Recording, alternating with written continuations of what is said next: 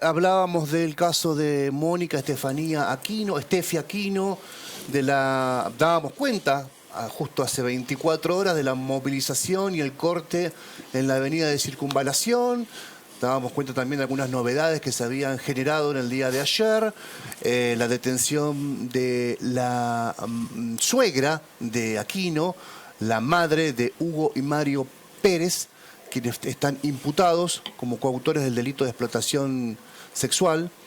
En el caso de Hugo, la expareja de Estefi, también está imputado por amenazas en perjuicio de Mirta, la mamá de la chica, la joven que está siendo intensamente buscada por la justicia en este momento. Bueno, hoy a la mañana también una movilización muy interesante frente a tribunales, en la oportunidad que se iba a llevar adelante la audiencia de medidas cautelares, que es la posibilidad que tiene la Fiscalía de hacer un informe más circunstanciado de los hechos. Y bueno, ahí la fiscal del Río Ayala hizo una exposición, planteó lo que se llama la teoría del caso, y en esa exposición ubicó a Hugo y Mario Ponce, sobre todo a Hugo, el primero, como un explotador, un proxeneta, por lo menos desde el 2017 hasta el momento de la desaparición de Aquino, incluso en el 2017 cuando recupera la libertad por primera vez después de haber estado en prisión por haber cometido una serie de delitos. No quiero abundar mucho en el detalle porque hoy hubo esta novedad y porque hubo una lamentable, pero al mismo tiempo magnífica movilización. Luego lamentable por el motivo que genera la movilización de vecinos de Varadero Salzotti principalmente, exigiendo por justicia. Así que pensamos que era muy importante contactarnos con la familia o con Gonzalo Marel, que es el abogado de la familia y está esta tarde con nosotros. ¿Cómo te va, Gonzalo? Hola, Héctor, gracias por la invitación. Es muy importante, como venimos sosteniendo, cada vez que salimos a un medio de comunicación, es muy importante la difusión para que Mónica Aquino aparezca con vida. ¿Qué se sabe hasta el momento de la investigación, de la búsqueda policial de su paradero? Bueno, el fin de semana la doctora del Río Ayala toma la causa y empieza a tomar algunas medidas procesales y también algunas medidas de investigación. Fuertemente inicia, por supuesto, con una tarea de rastrillaje y tomando entrevistas a gente allegada a Mónica y a vecinos, y bueno, termina esas primeras medidas procesales y de investigación terminan con la detención de Hugo, que es la pareja de Mónica, y el hermano, ¿sí? Mario Daniel Pérez, los dos. Y previamente, ¿cómo definirías la intervención del fiscal Lascurain? En las primeras horas, como se suele decir, para cualquier pesquisa, pero sobre todo cuando se teme sobre la vida de una persona que está en riesgo, ahí las primeras horas son, los primeros segundos, minutos, las horas son importantísimas. ¿Cómo la calificas a esa primera intervención? Bueno, mire, yo tomo contacto con Mirta el viernes a las 6 de la tarde de manera telefónica. Mirta se comunica conmigo a través de un referido y automáticamente la convoco al sábado de la mañana para que tengamos una entrevista. Y ahí me entero que había pasado la causa previamente por el doctor Lascurain. Por supuesto que entiendo yo que él toma la causa como paradero o pedido de paradero de Mónica, y desconozco cuáles fueron las acciones que toma Lascurain. La verdad que no puedo dar una definición de cómo él actuó, ¿no? Sí entiendo que después de que yo me comunico con Mirta, que tengo la entrevista el sábado por la mañana, gente de la Agencia de Investigaciones Criminales se contacta con ella en el medio de la entrevista y nos informan de que ya tenían instrucciones de la fiscal, que era del Río Ayala, de que había tomado la investigación y estaban iniciando con todas las tareas que se desarrollaron en el fin de semana. Hoy en la audiencia de medidas cautelares, que es la audiencia que define la continuidad, cómo continúan los imputados en el proceso, si en estado de libertad, con medidas alternativas o presos, La fiscal del Río Ayala planteó 3 hipótesis. Dijo, puede haber más o pueden haber menos, pero al menos 3. La huida de Aquino del hogar en virtud de un contexto de violencia de género, que esté cautiva, esté secuestrada por un grupo de personas o que esté muerta. Y incluso en una rueda de prensa dice la primera es la más flaca, la más endeble, en virtud que Steffi Aquino, yo le digo Steffi porque ayer escuché que todos los familiares le decían Steffi, y me tomo este atrevimiento de decir o Estefanía o Steffi Aquino, pero bueno, el punto es que la fiscal dijo que Steffi Aquino tenía como una norma a todos lados de ir con los hijos, con los 4 chiquitos que tenía, a llevarlos a la escuela, ir a buscarlos, a las actividades, no se desprendía de sus hijos, y que una actitud de estas características no puede ser pensada, por lo menos de cómo se venía ella desempeñando con sus afectos. ¿Vos coincidís con esto? Totalmente. Esta mañana, en parte del relato, en el alegato que hace la fiscal, porque por supuesto que obran en la entrevista que tienen en la carpeta, dice que Steffi era una muy buena madre, ¿no? Según la entrevista que le ha hecho a los vecinos y a la gente que se rodeaba de ella, ¿no? En torno a la situación de violencia que vivía Mónica Estefanía, ¿no? Independientemente de cómo interfiere esto, mejor dicho, cómo interviene esta cuestión en el proceso penal que van a seguir los imputados, Mónica había manifestado, había expresado a su entorno familiar, amigos, vecinos, la situación de violencia que vivía. Sí, le había manifestado varias veces a la madre a través de llamadas telefónicas, y el año pasado, si no mal lo recuerdo, el 17 de agosto, hace una manifestación en una comisaría diciendo que sí, que sufría violencia de género. Con lo cual, el antecedente de violencia de género estaba, por lo menos en una comisaría, estaba notificado. Sí, estaba notificado. Sí. Y la madre Mirta había denunciado previamente a Hugo Pérez por amenazas. Exactamente, sí.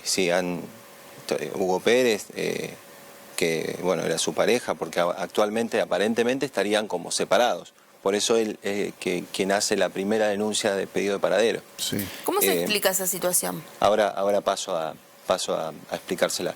Pero la mamá ya había varias veces advertido de esta situación de violencia. Ahora,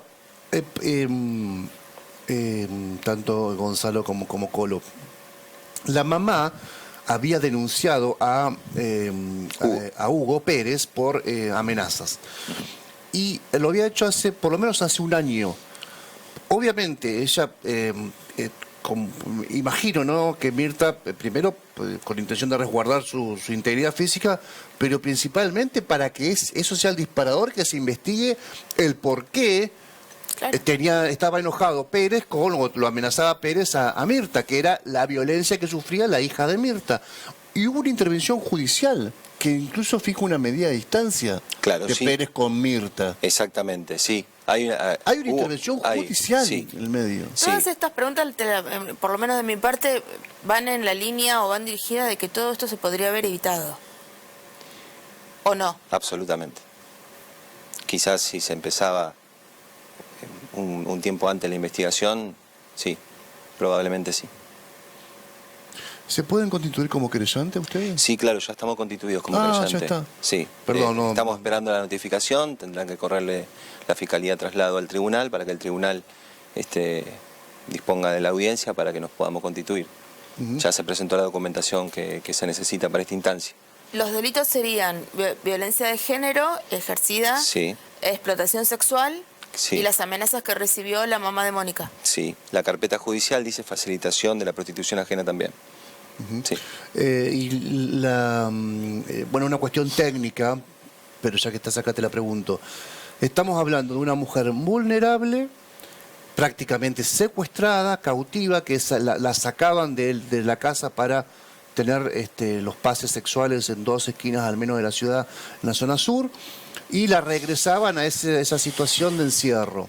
La privaban a hablar con su mamá, la privaban a tener una vida normal, si vale la expresión. ¿No se está frente a una situación de trata? ¿No se podría estar frente a una situación de trata? Porque ahí cambiaría incluso la competencia de esta justicia y todo lo demás, ¿no? Sería federal. Claro. La doctora de Río Ayala instruye a la Agencia de Investigaciones Criminales Trata de Personas para que realice las tareas de rastrillaje junto con la policía el fin de semana. Y quien se comunica el fin de semana con Mirta es la División de Trata de Personas. O sea que están trabajando de manera coordinada en la investigación. No me animo a adelantar eso porque en la audiencia no se habló precisamente de ese delito, pero bueno, se hizo mucho hincapié. Entendamos el contexto, es decir, es el pedido de prisión preventiva, entonces uno tiene que fundar ese pedido, y se hizo hincapié principalmente en la tipología legal que estábamos hablando recién: facilitación de la prostitución, amenazas, violencia de género y demás.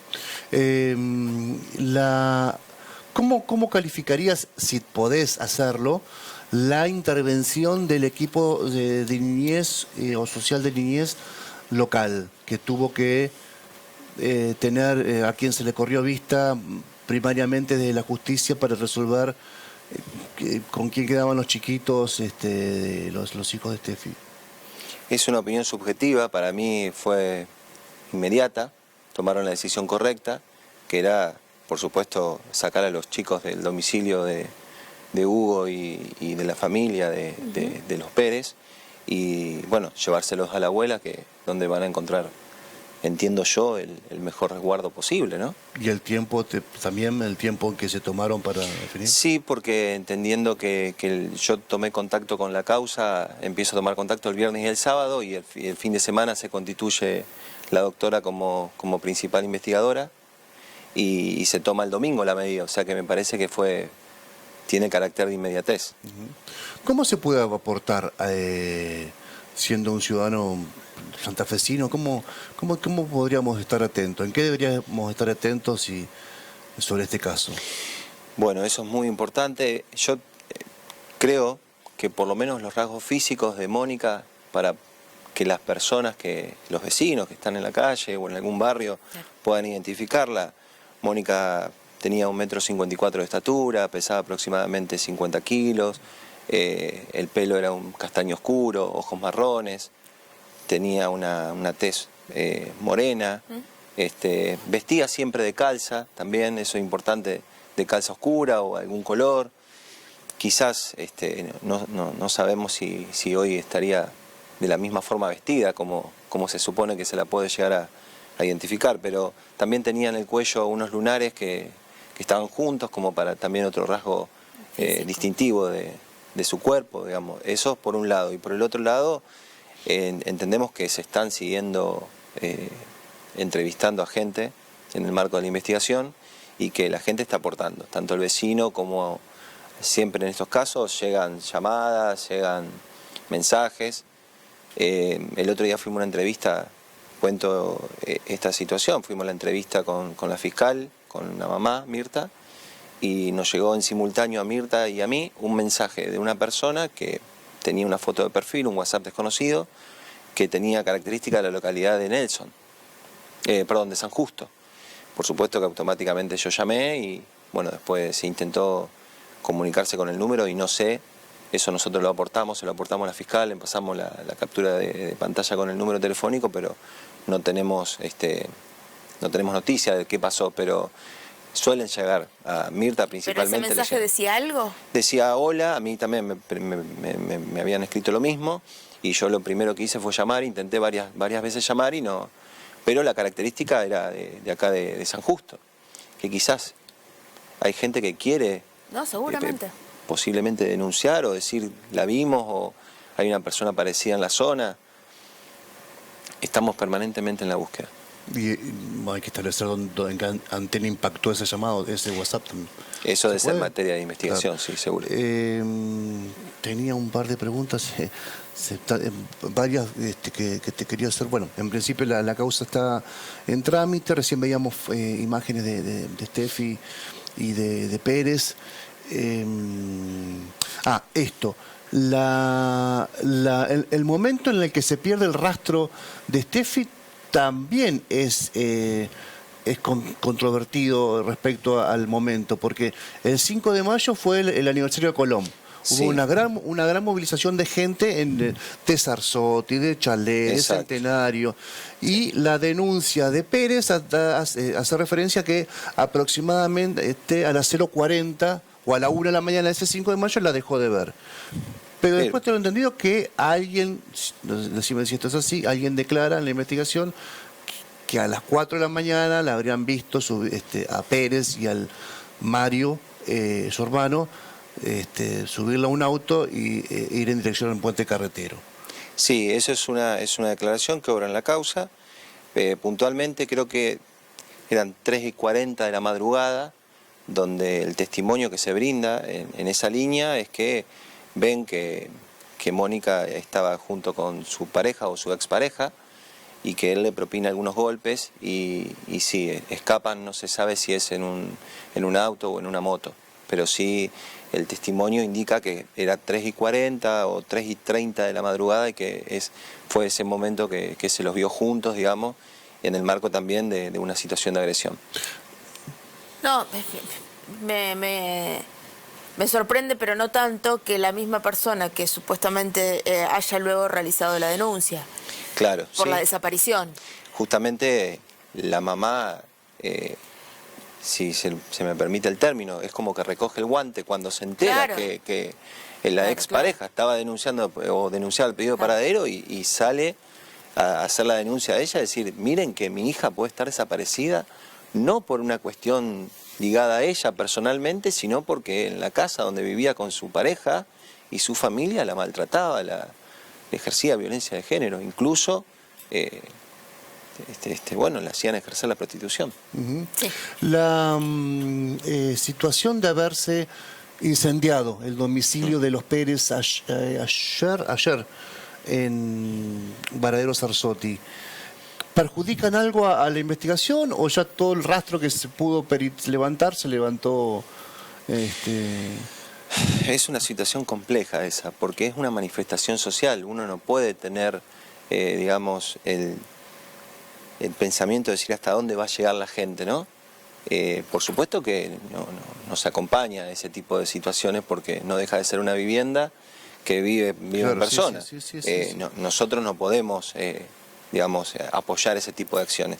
Pero son situaciones que se dan en el marco de este enojo, de este descontento social, que bueno, es imposible frenar esa...